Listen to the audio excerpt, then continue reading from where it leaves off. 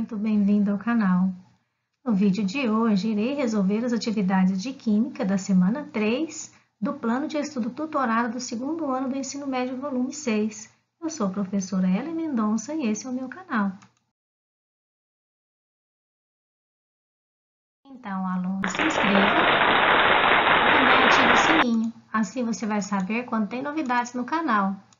Registre nos comentários a sua gratidão ou sua dúvida. Também compartilhe com seus colegas e amigos vídeos. Bom, e não se esqueça de deixar o seu like. Para o melhor entendimento das atividades da semana, a minha sugestão é que você assista a aula 2, Reconhecendo o Equilíbrio Químico, e principalmente a aula 6, que trata sobre o tema Constante de Equilíbrio e Equilíbrio Químico, que são as atividades dessa semana. Vem comigo? Bom, então espero que você tenha assistido a aula 6. Eu trouxe aqui um lembrete sobre a constante de equilíbrio e outros assuntos tratados nessa aula. Então, a constante de equilíbrio ela é dada em função das concentrações em mol por litro e é o produto das concentrações dos produtos da reação, dividido pelo produto das concentrações dos reagentes, todas elevadas aos expoentes iguais aos seus coeficientes da equação química considerada. Então, essa é a lei da ação das massas, ou também conhecida como lei de Goldberg-Weiss. Então, dado uma reação genérica, onde temos os reagentes A e B, formando os produtos C e D.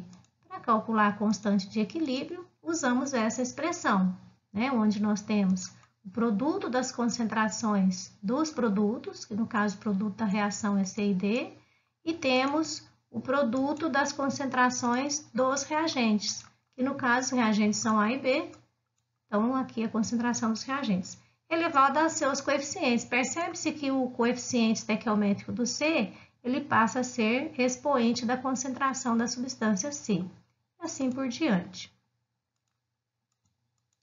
Temos ainda, vou apagar aqui, o grau de equilíbrio.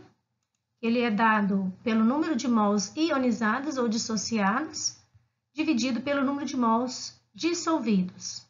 Então, ele é o quociente entre a quantidade de um reagente em mols e a quantidade que reagiu, até o equilíbrio, e a quantidade inicial em mols desse reagente. As observações é que o grau de equilíbrio aumentam com a temperatura. Um fator importante para se observar na análise da constante é observar que quanto maior é o Ki, que é a constante de ionização, mais forte será o ácido ou a base. E para poliácido, a ionização é gradativa. Então, vamos ao equilíbrio iônico em soluções aquosas. O equilíbrio iônico é um caso particular dos equilíbrios químicos que aparecem os íons em todas as soluções aquosas. Então, para calcular a constante de ionização, que ela pode ser também chamada de constante de acidez para ácidos e constante de basicidade para bases, onde nós temos o reagente, como exemplo, nós temos aqui o cianeto de hidrogênio em água, ele vai liberar os íons H3O+, e CN-. Para se calcular a constante, da mesma forma que a gente calcula o Kc, nós vamos calcular o Ki, que é a constante de ionização, onde os produtos são H3O+, e CN-, então está ali as concentrações dos íons dividido pelas concentrações dos reagentes, então produto sobre reagentes. Onde a água ela tem a sua própria constante, então ela é isolada, e fica aí a concentração dos produtos, que são os íons H3O+, CN-, dividido pela concentração do HCN. Então, aqui a constante de ionização, se tivéssemos aí os valores das concentrações desse ácido, poderíamos calcular então a sua constante de ionização. Uma vez calculado, a gente pode fazer uma análise. Ou seja, para valor numérico de K alto, a dissociação também é alta e o eletrólito é forte.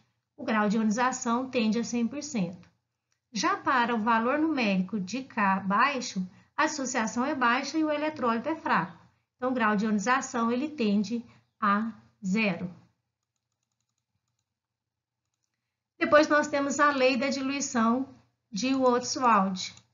que nada mais é que ele propõe uma forma simples e direta para calcular a constante de equilíbrio de uma ionização ou dissociação, desde que o equilíbrio envolva um monoácido ou uma monobase, presente em soluções diluídas, cuja quantidade de solvente é muito maior do que a quantidade de soluto, uma vez que estamos falando de diluição. Então, para calcular, nós podemos utilizar aqui a constante de ionização, o número de mols vezes o grau de ionização ao quadrado dividido pelo volume dado, multiplicado por 1 menos o grau de ionização. Ou podemos simplificar, colocando aqui a constante de ionização igual à molaridade, que é a concentração molar, vezes o grau de ionização ao quadrado, dividido por 1 menos o grau de ionização.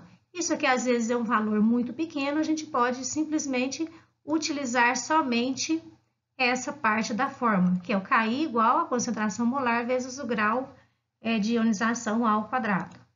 Então, a observação é quanto mais diluída for a solução, maior será o grau de ionização. Passamos, então, para a resolução das atividades. Se no decorrer você tiver alguma dúvida, registre nos comentários que irei ajudá-lo. Atividade 1. A aplicação do princípio de Le Chatelier possibilita o controle da direção e da extensão de uma determinada reação química. Um exemplo típico é o equilíbrio entre as formas rosa e azul dos íons cobalto. De acordo com a equação, os reagentes, pela presença do íon cobalto de coloração rosa, no produto nós temos o cloreto de cobalto de coloração azul. Uma reação aí que absorve 120 kcal por mol, então uma reação endotérmica. Identifique a alternativa que apresenta uma ação sobre o sistema que favorece a formação da coloração azul. Então, já coloquei em destaque que em uma desses itens, da letra A, B, C, D e E, nós temos que identificar aquela que vai favorecer com que essa reação tenda a ter a coloração azul. Bom, então, primeiro, diminuição da concentração de íons cloreto. Desloca o equilíbrio no sentido da diminuição, ou seja, para a esquerda. Então, se a gente diminuir a concentração do íon cloreto, é como se a gente retirasse íons da solução. Então, quando se diminui a concentração de uma substância, o equilíbrio vai deslocar no sentido de repor essa retirada. Então, o equilíbrio desloca para a esquerda. Então, a letra A, ela está errada. Vamos, então, para a letra B. A letra B, nós temos diminuição da temperatura.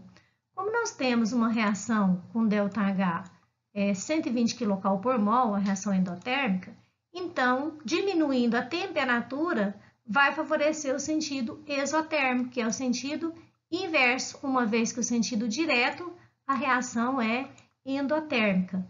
Então, o equilíbrio, mais uma vez, vai deslocar para a esquerda, a gente diminuindo a temperatura. Então, vamos para a letra D, que fala sobre a diluição da solução. Uma vez diluída a solução, irá diminuir a concentração das substâncias. Logo, não altera o equilíbrio, pois está relacionada a todos os componentes. Quando se fala da solução, porque teria que diluir um dos componentes para a gente saber qual que seria o deslocamento do equilíbrio. Nesse caso, a alternativa também está incorreta. A letra D, aumento da concentração de água. A água é um dos produtos da reação direta. E quando aumentamos a sua concentração da solução, o sistema se opõe à mudança, fazendo com que a água e o complexo reajam. Logo, o equilíbrio é deslocado para a esquerda, no sentido da reação inversa, e faz com que aumente a concentração de reagentes, mudando a sua coloração.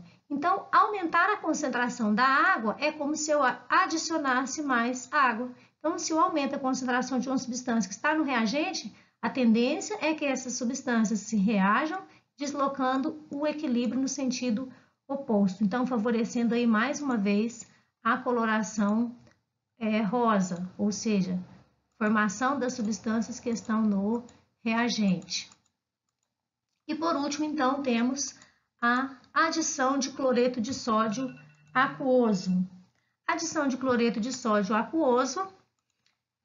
Como o cloreto de sódio aquoso ele vai estar na forma de íons, então ele vai ter íon sódio e cloreto, sendo que o cloreto é um íon comum ao equilíbrio, então nós podemos perceber onde ele está. A adição dessa solução aumenta a concentração de íons do cloreto.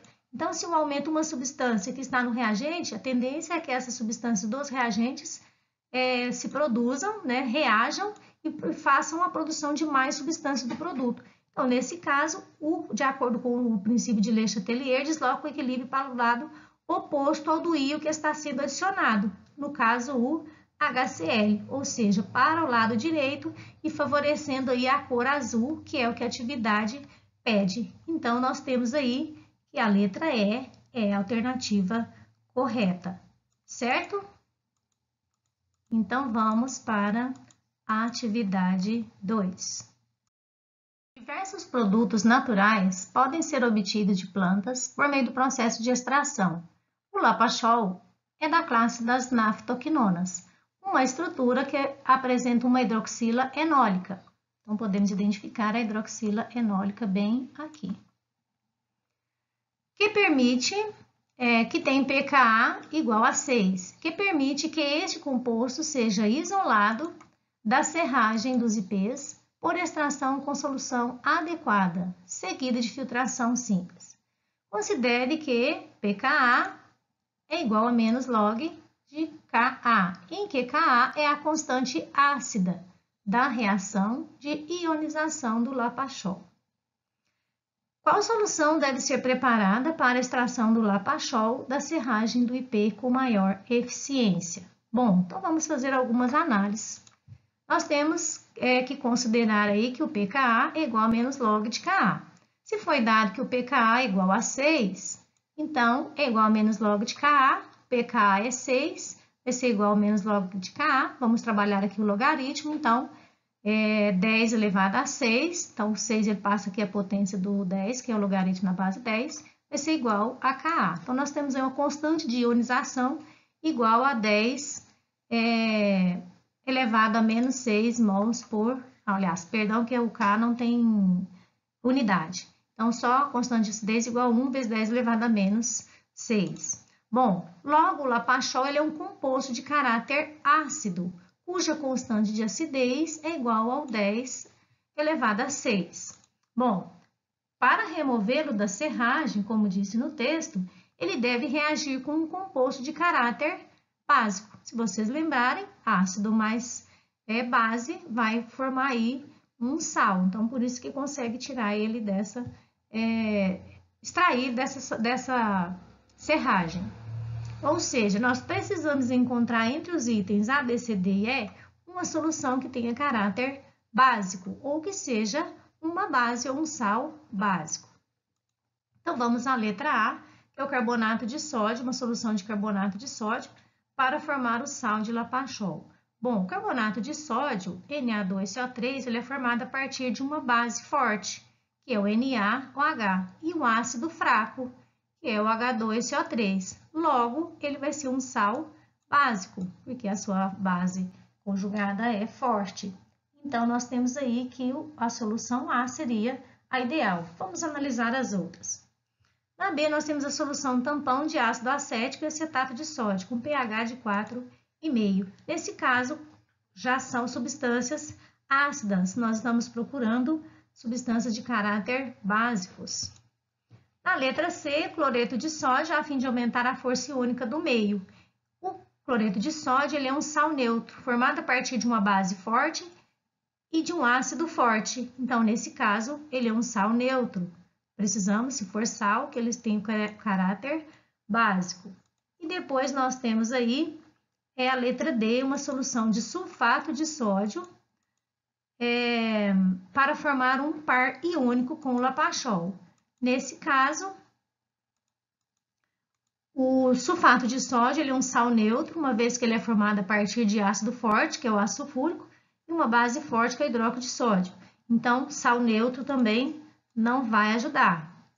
E por último, nós temos a letra E, que é uma solução de cloreto de hidrogênio, a fim de extraí-lo por meio da reação ácido-base.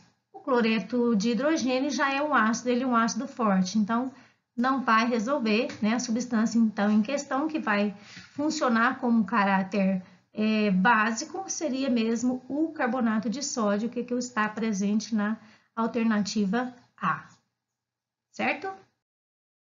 A atividade 3, após seu desgaste completo, os pneus podem ser queimados para a reação de energia. Entre os gases gerados na combustão completa da borracha vulcanizada, alguns são poluentes e provocam chuva ácida. Lembrando aí que os gases que provocam chuva ácida é o gás carbônico e o trióxido de enxofre, principalmente esses. Para evitar que escapem para a atmosfera, esses gases podem ser borbulhados em uma solução aquosa contendo uma substância adequada. Considere as informações das substâncias listadas no quadro abaixo. Nós temos aí o fenol, piridina, metilamina, hidrogênio fosfato de potássio, hidrogênio sulfato de potássio. Bom, nós temos algumas substâncias, foram dadas aí a equação no equilíbrio em solução aquosa, como são substâncias ácidas e básicas, elas se ionizam e dissociam em água, né? Todas estão em água. Então, é fácil necessário a gente procurar aqui, pelo valor da constante de equilíbrio, a substância capaz de remover com maior eficiência os gases. Então, se nós precisamos de uma substância para remover os gases que provocam a chuva ácida, então essas substâncias são ácidas. Então, nós temos que procurar substâncias básicas. Bom, e como vamos fazer isso? Primeiro, nós temos aqui o fenol, ele tem a presença de H3 ou mais, que identifica ser uma substância ácida. Temos a piridina, que tem a presença da hidroxila, então ele é uma substância alcalina, ou também conhecida como substância básica. Temos a metilamina, tem a presença de hidroxila, então também é uma substância alcalina. O hidrogênio fosfato de potássio tem a presença da hidroxila, então é uma substância alcalina. E o hidrogênio sulfato de potássio tem o H3 ou mais, que é o mesmo que H+, então identifica a substância ácida. Então, já eliminamos o fenol e já eliminamos o hidrogênio sulfato. Por quê? Para remover com maior eficiência os gases poluentes da atmosfera, que provocam a chuva ácida, então nós temos que concentrar nessas três substâncias que são caráter básico ou caráter alcalino. Como os gases em questão provocam a chuva ácida, como eu disse anteriormente, são o gás carbônico e o trióxido de enxofre, ou óxido de enxofre, faz-se necessário uma substância alcalina. Então, nós já identificamos que deve ser uma dessas três, ou piridina, ou metilamina, ou hidrogênio fosfato de potássio, para neutralizar esses efeitos. Bom, sendo o fenol, o hidrogênio sulfato de potássio possuem H3 ou mais, características que são substâncias ácidas, então nós já eliminamos. Dentre as três substâncias, o que nós temos que analisar? A sua constante de equilíbrio, ou seja, quanto maior a constante de acidez, que foi dada na tabela, maior será a força do ácido. Quanto maior a constante básica, maior será a força da base. Então, como nós estamos procurando base, então nós vamos analisar quanto maior a constante básica, que é o Kb, maior será a força da base. Então, entre essas três substâncias, qual possui a maior constante básica? Vamos olhar aqui pelas potências, nós temos aqui 0,9 negativo, 0,4 negativo, 0,2. Então, nós temos que a substância hidrogênio sulfato apresenta a sua maior constante de basicidade. Então, dentre as três substâncias básicas presentes na tabela que liberam OH-, como produto da reação e que terá maior força para neutralizar a ação dos gases, será aquela que apresentar o maior valor da constante de equilíbrio em função da concentração, que nós já identificamos que é o hidrogênio sulfato de potássio. Então, a alternativa correta, hidrogenofosfato de potássio, é a substância que será capaz de remover com maior eficiência os gases poluentes aí, que provocam a chuva ácida, certo? Atividade 4. Vários ácidos são utilizados em indústrias que descartam seus efluentes em corpos d'água, como rios, lagos, podendo afetar o equilíbrio ambiental. Para neutralizar a acidez, o sal carbonato de cálcio pode ser adicionado ao efluente em quantidades apropriadas, pois produz bicarbonato, que neutraliza a água. As equações envolvidas no processo estão representadas. Então, nós temos aí 4 equações. E com base nessas equações, nos valores das constantes de equilíbrio dessas reações, 2, 3 e 4, a 25 graus, qual é o valor numérico da constante de equilíbrio da reação 1? Então, o objetivo é nós calcularmos a constante de equilíbrio da reação 1. Esse exercício, ele envolve a constante de ionização e, inicialmente, é fundamental entender que a equação 1, que já está em destaque, é o nosso objetivo, ou seja, nós temos que fazer aquelas manipulações matemáticas, né, de acordo com o princípio da lei de Hess, como vocês podem observar, né, nós fazemos as manipulações matemáticas e chegarmos na equação 1 e assim calcular a sua constante de equilíbrio. Bom, então vamos lá. Já sabemos que temos que chegar na equação 1. Então, vamos observar as equações 2, 3 e 4. Carbonato de cálcio está no reagente, na equação 3 ele está no reagente. Então, a equação 3 nós vamos manter. O íon cálcio está no produto. Aqui na equação 3 ele está no produto, então já vamos manter a equação 3, né? O íon bicarbonato, que é o HCO3, está no produto. Temos ele aqui no produto, aqui nós temos a equação 2 no reagente. Então, nós temos que colocar ele no produto. Então, a equação 2 nós vamos inverter. E a equação 3, nós temos aqui carbonato de dióxido de carbono, na verdade, no reagente. Então, nós vamos manter também no reagente. Então, nós vamos, de acordo com o princípio da lei de Hess, nós vamos inverter a equação 2 e manter a equação 3 e 4.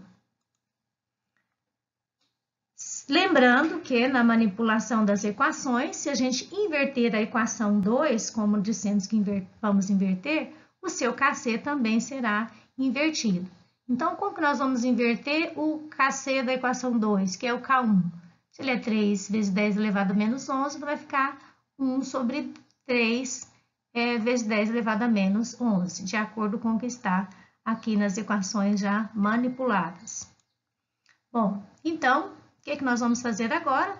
Como a aplicação da lei de Hess a gente soma, percebe-se que algumas substâncias elas vão ser eliminadas, como o CO3 elevado a menos 2 e também o H+. Podemos, então, fazer agora a soma dessas equações.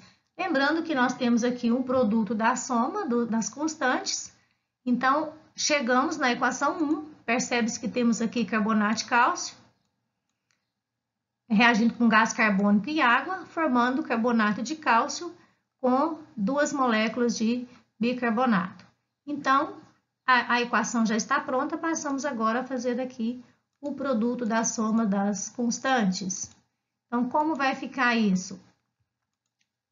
Nós vamos multiplicar o K1 vezes o K2 vezes o K3, substituindo o K1, 1 sobre 3 vezes 10 elevado a menos 11, o K2, 6 vezes 10 elevado a menos 9, e o K3, 2,5 vezes 10 elevado a menos 7. multiplicando aí os valores, nós vamos chegar aí, que é o 6 vezes 2,5, vai dar 15.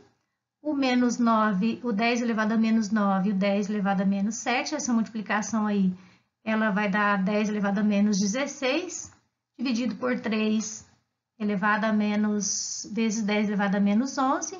Aqui a gente vai fazer uma subtração, 16 menos 11 vai dar aí 10 elevado a menos 5. E 15 dividido por 3 vai dar 5. Então, a nossa constante, no caso da equação 1, é o que está na letra B. 5 vezes 10 elevado a menos 5, certo?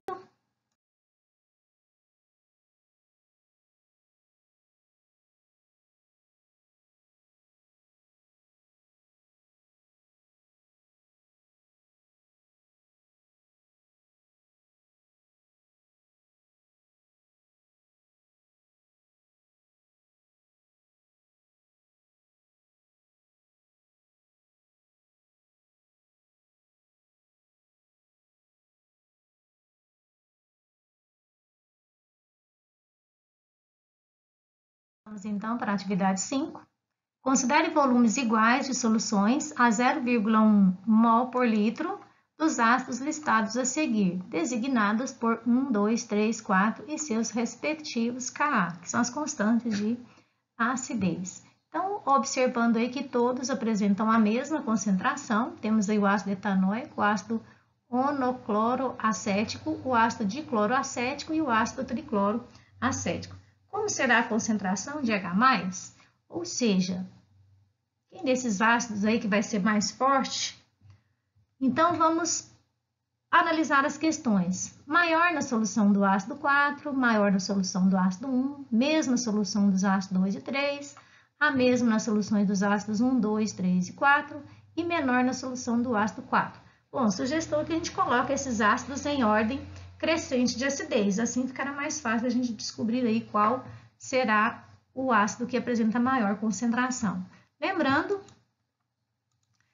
quanto maior for o valor da constante de acidez, mais ionizado o ácido está, maior será a concentração de H+. Bom, então, como os ácidos dados apresentam as concentrações iguais de ácidos, que é 0,1 mol por litro, então, para saber qual terá maior concentração, é só observar aquele que tem o maior valor de Ka, que é o maior valor da constante. Então, observando aqui a potência, né, os valores que estão aqui, 1,7, 1,3, 5 e 2,3, não vai fazer muita diferença. Vai fazer diferença mesmo são as suas potências. Então, temos aqui um ácido que tem a constante de acidez aí 10 elevado a menos 5, outro menos 3, menos 2, menos 1. Colocando esses ácidos em ordem crescente, nós temos que o 1 é o que tem a menor concentração de H+, né? O 2 vai ter a segunda, o 3 a terceira e o ácido que vai ter a maior concentração aí é o ácido tricloroacético. Então, analisando cada uma das afirmativas, maior solução do ácido 4, que vai ter a maior concentração nesse caso? Sim, logo, maior valor do ácido tricloroacético, ele vai ter maior concentração de H+. Então, a alternativa correta, letra A. Então, as outras já eliminam, porque aqui a gente está falando na letra B que a maior concentração é no ácido 1, nós já identificamos que é no 4. Iguais, eles têm a mesma concentração em mol por litro, né, 0,1 mol por litro, porém a concentração de H+, ela vai variar, porque depende do ácido. A mesma, né, descartado, e menor solução do ácido 4. Não, a menor solução é do ácido 1. Então, assim, a alternativa correta é a letra A. E assim nós encerramos a correção das atividades aí da semana 3 do PET 6. Espero que eu tenha contribuído com a sua aprendizagem. Então, peço que deixe seu like.